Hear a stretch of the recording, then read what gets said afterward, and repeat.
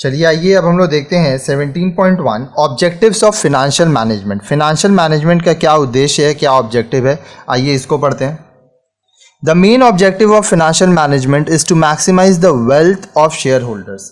अब देखिए, financial management का जो मूल उद्देश्य है, सबसे महत्वपूर्ण जो उद्देश्य है वो ये है कि जो शेयर होल्डर्स है उनका वेल्थ बढ़े, उनका इनकम बढ़े, उनका पैसा बढ़े। The other important objectives of financial management are, अब फिनेंशियल मैनेजमेंट का जो दूसरे ऑब्जेक्टिव्स, जो महत्वपूर्ण उद्देश्य हैं वो निम्नलिखित हैं।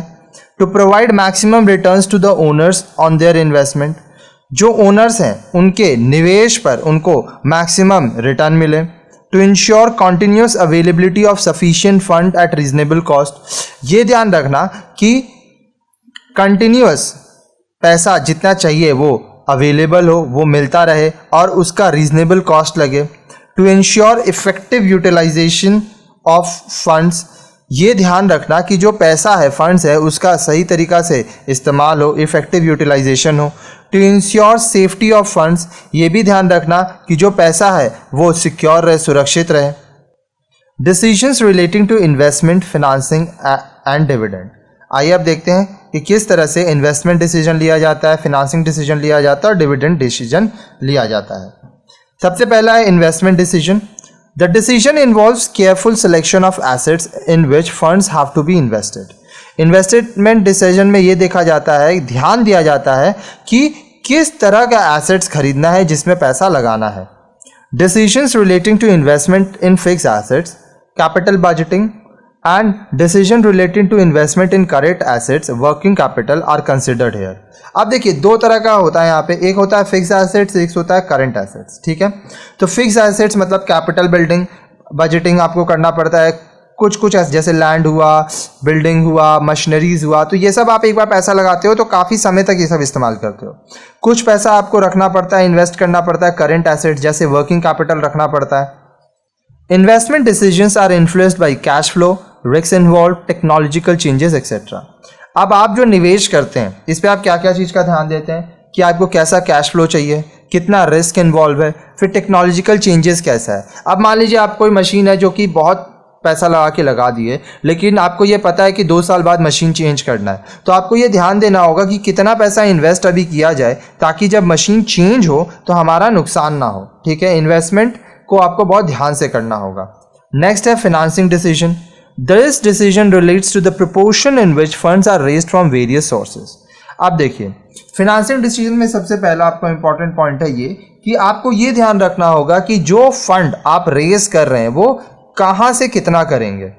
Factors like cost of fund, risk involve, control, cash flow etcetera are considered before taking financial decision.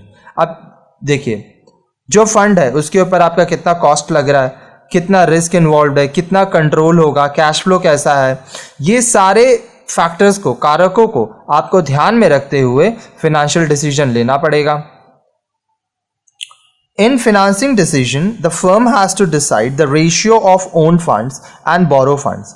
अब जो फाइनेंसिंग डिसीजन है उसमें फर्म को यह डिसाइड करना पड़ता है कि ओन्ड फंड्स, अपना फंड कौन सा है, बोरो फंड कौन सा है, उसका क्या रेशियो होना चाहिए। कहने का मतलब कितना पैसा खुद का इन्वेस्ट करना और कितना पैसा बाजार से लेके लगाना है।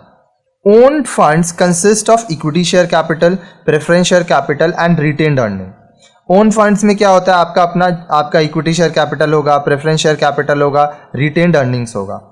Borrowed funds includes debentures, loans and public deposits। Borrowed funds क्या है, debentures है, loans है और public deposits है। इस सब के बारे में हम लोग आगे के वीडियोस में पढ़े भी थे।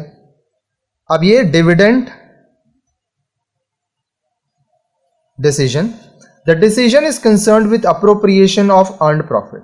अब देखिए, आप जो प्रॉफिट कमाए हैं उसको किस तरह से बांटना है, ये डिसीजन यहां पर लिया जाता है। This profit of the firm can be retained in the business or can be distributed to the shareholder as dividend। अब जो आपका प्रॉफिट हुआ है इसको या तो आप बिजनेस में रख सकते हैं, री इन्वेस्ट के लिए रिजर्व में रख सकते हैं ताकि बाद में काम आए, या फिर इसको आप शेयर होल्डर को एज डिविडेंड दे सकते हैं। A company has to decide how much profit should be distributed as dividend and how much should be retained for future business growth।